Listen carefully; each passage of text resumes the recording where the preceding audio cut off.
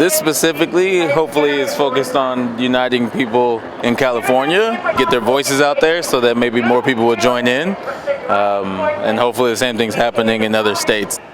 Abortion is criminalized, and already before this decision even came out, people were starting to be criminalized.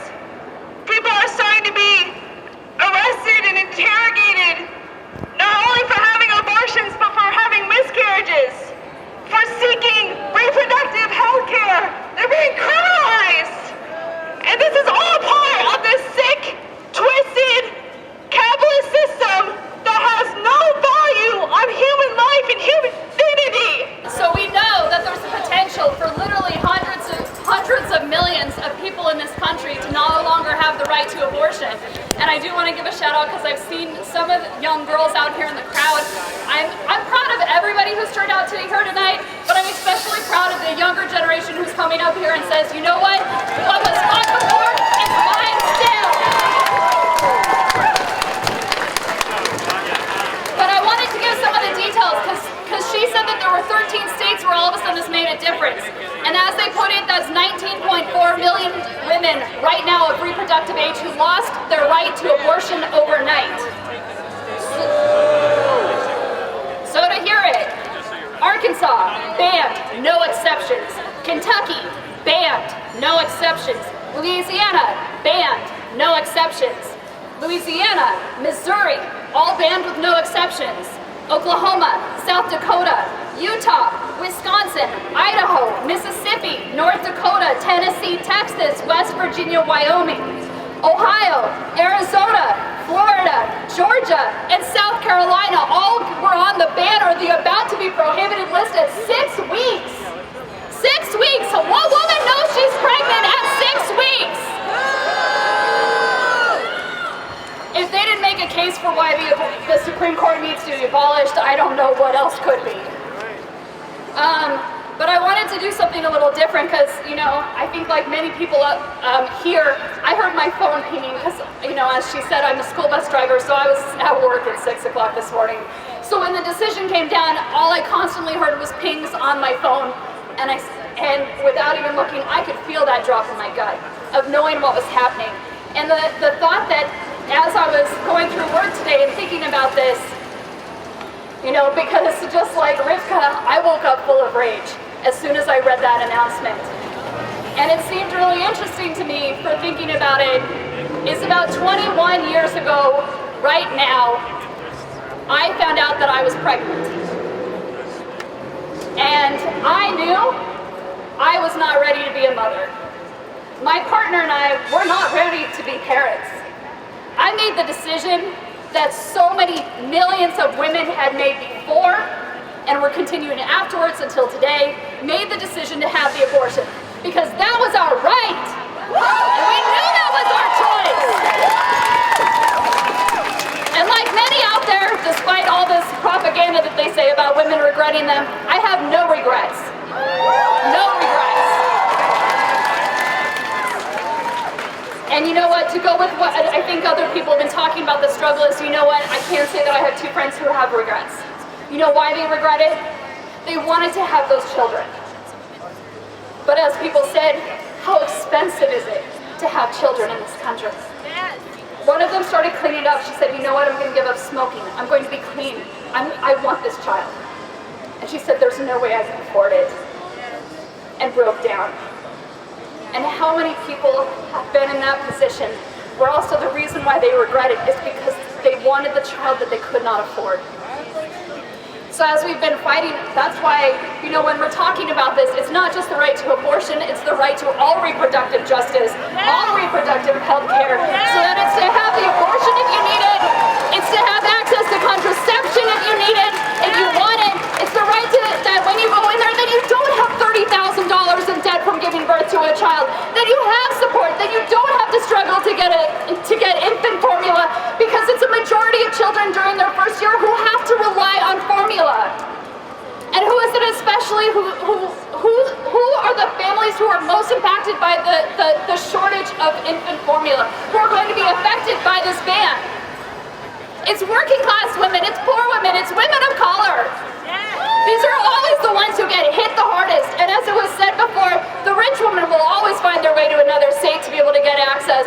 But those, I mean, I remember when it was happening, I don't remember, 5 years ago, 6 years ago, when half the states half the clinics in Texas were closed. Sorry, that there was interviews of abortion providers in the other half of the state who were getting calls from immigrant women down on the border with Mexico who would call in and say, I'm pregnant, here's what's in my kitchen, tell me what I can take. So as people have already said here tonight, banning abortion doesn't ban abortion, it bans safe abortion. I think that's the battery. I can almost be loud enough. So it bans...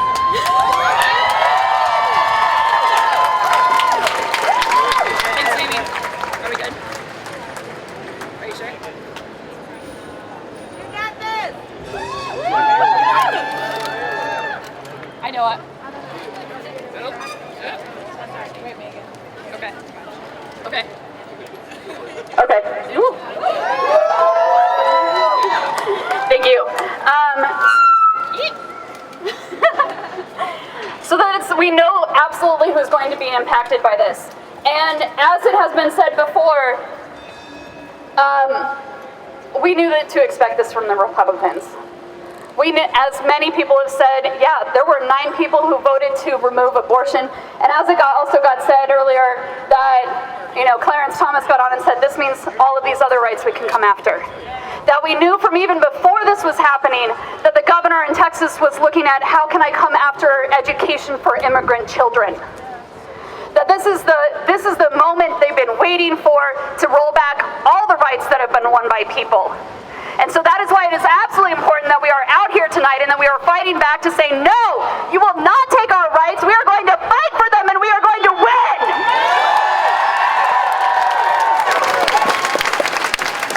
And as many said, it's not just the Republicans. We expected this of them. Although I guess, you know, when it comes to the Democrats, we probably expected this from them too. But the fact that it's, you know, as it said, I was walking over here and I got the text message from Gavin Newsom saying, will you please contribute so that we can win in November? This whole thing has been waiting, that what they've been saying is, oh, you know what, wait, you know, be patient. Or don't go out into the streets. Like, we're going to come up with a contingency plan. Everything that they've been saying, they've just been expecting it to roll back. And then they'll think about what to do afterwards. There was no mobilization of the people because that is not in their interest. That is in our interest, and that is why we are out here tonight. So I've said what it means. That this means millions of women across the country right now. About what it's going to mean for those who are also going to... I mean, I cannot imagine the struggle. So when I said that I got my abortion back in 2001, it cost me $300 out of pocket. I was 18. We had to borrow from a neighbor. To do it at that same moment right now is going to cost you at least $600. Who has that money just laying around? How many people live paycheck to paycheck? I mean, if you lose, like, how do you have the money to be able to afford something like that? And if you don't have the money right now, it's going to cost you more if you have to wait. All of a sudden it goes from $600, you miss the deadline, and all of a sudden it's $1,200 or $1,400. And how are you supposed to pay for it then? And that's why it's absolutely important that we fight for working women in this. And that is, and as we say for why we're marching on this, that, you know, I know it was said earlier that I am not free while others are oppressed, that it's not just our rights as women, but it's for our other sisters and our siblings in struggle. That's why we are marching to join up with the Trans March, because we know it's not just women. It's other people also can get pregnant as too, and this impacts all of us.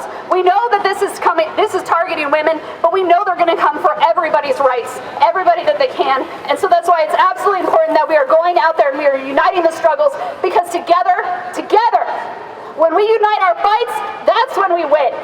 When we have each other's backs, that's when we win. And we can create something that is so much more than this, so much more than what we have right now. So I do hope that you will come out them in the streets as we go down there and we march, join up with the trans march, and that we are loud, and let them know that we are coming. Let the politicians know, and I was like, and especially thinking Nancy Pelosi, who's up for re-election soon, and who remembers that a couple years ago she said, abortion is not an important issue to the Democrats. Yeah, she said that. Oh, she's at least changed her tune as to what she says now, but that doesn't mean she's changed her opinion. And I was so horrified reading that one of the bishops, I think here in San Francisco, quoted MLK to say that history is bending towards justice, to talk about today's ruling. That we need to make sure that all of those who are coming for our rights know that we are not going quietly. So we're going to do a different chant. We're going to do a different chant that I really enjoy. That's a little bit like what was being said before. But so, our bodies, our rights, we won't give up without a fight.